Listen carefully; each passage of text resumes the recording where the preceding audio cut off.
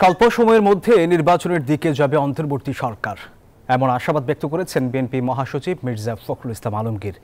নয়াপল্টনে বিএনপির কেন্দ্রীয় কার্যালয়ে তিনি এই কথা বলেন। অন্তর্বর্তীকালীন সরকার প্রধান উপদেষ্টা যেসব সংস্কারের সিদ্ধান্ত নিয়েছেন তা দ্রুত বাস্তবায়নের তাগিদ দেন তিনি। বলেন, এসব সংস্কারে জনগণের চাওয়া ও প্রয়োজনকে মূল্যায়ন করতে হবে।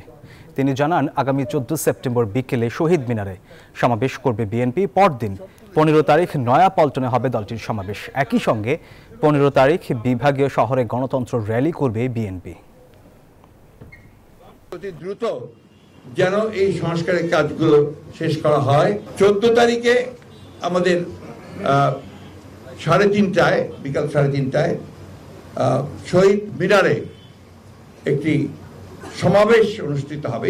15 তারিখে আমরা আমাদের কেন্দ্রীয় অফিসের সামনে অর্থাৎ নয়াপল্টনের এখানে আমরা একটা সমাবেশ করব। সমাবেশটা হচ্ছে গণতন্ত্রকে প্রাতিষ্ঠানিক রূপ দেবার সমাবেশ।